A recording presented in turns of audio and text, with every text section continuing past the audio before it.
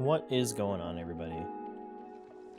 A lot of people have been asking me to do a video on movement, seeing as I am by no means an expert, but have decent movement. And of course, as soon as I say that, I'm going to start messing up all of my movement and probably not even going to get through this guide with any sort of meaningful visual representation of it. But if I can at least help some people with what I've learned, and I, again, am by no means an expert, by all means, feel free to flame me down in the comments. I don't really care.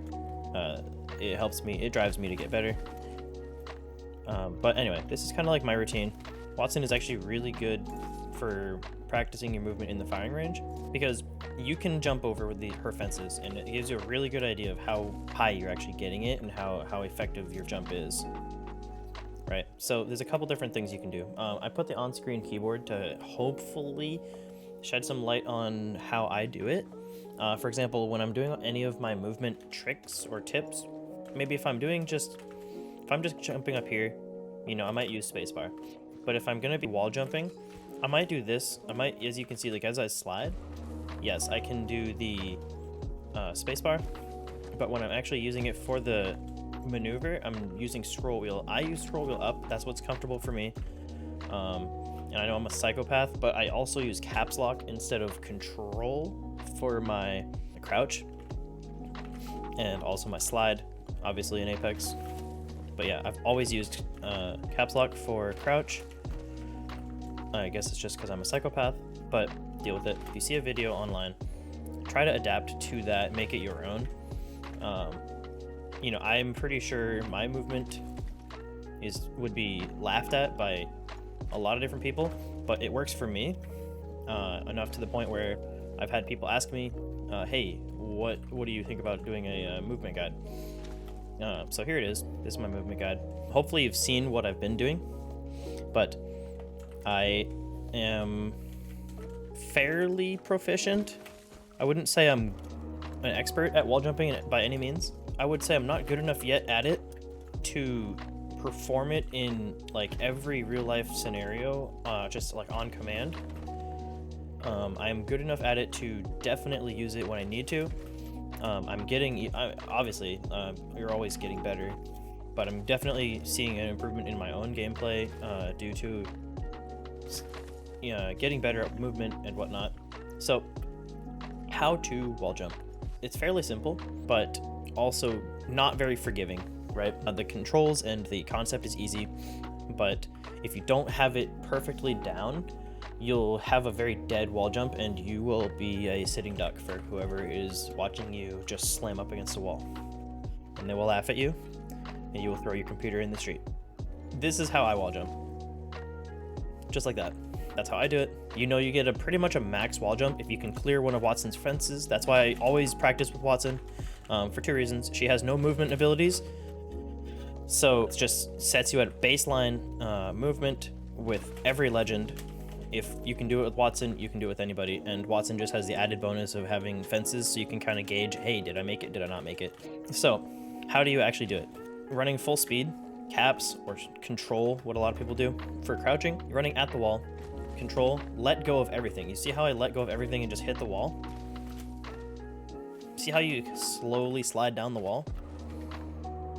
That whole entire time that you have sliding down the wall, if you press spacebar, you will bounce off of it.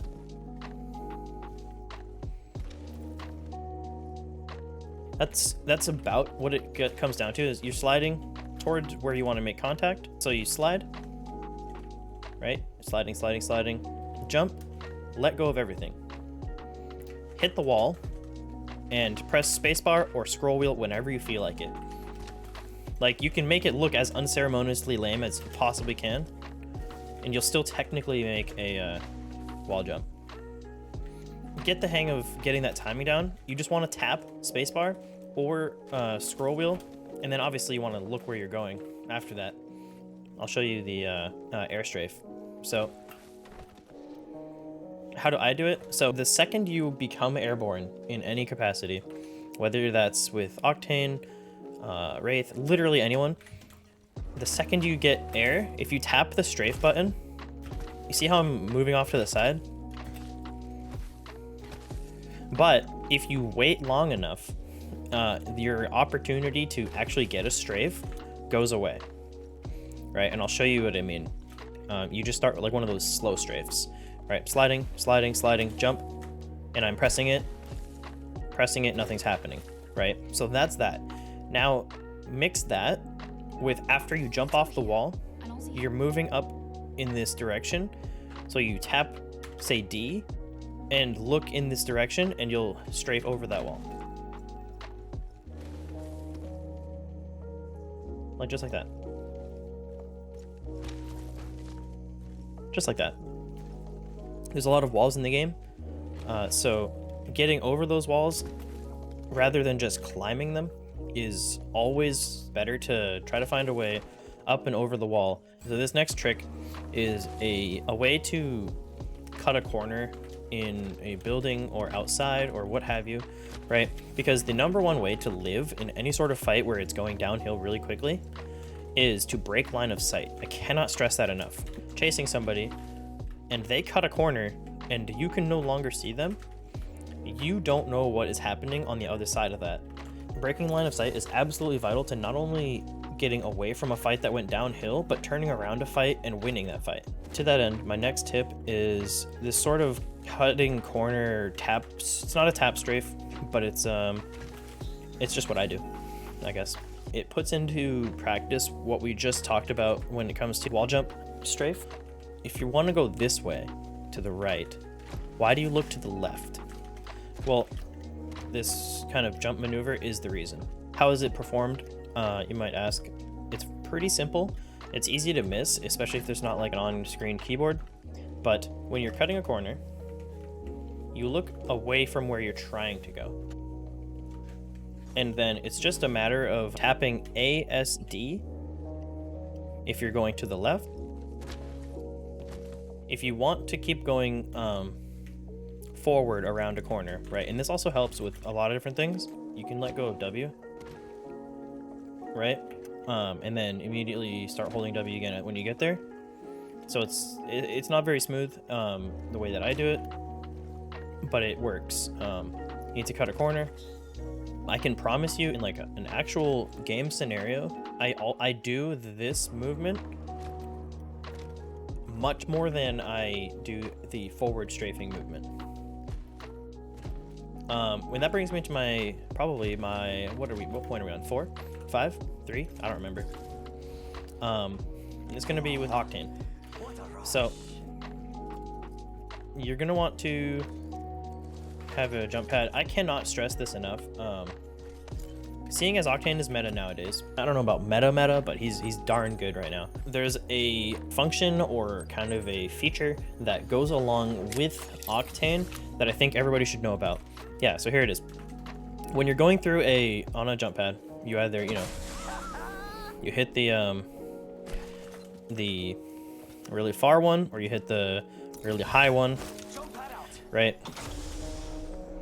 For a lot of players, you're locked into that trajectory, and you just better pray that you don't get shot at, right?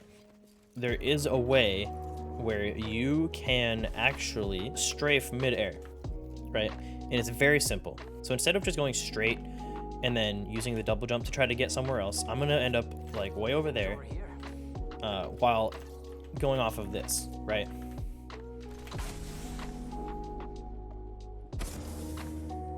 So how do you do it?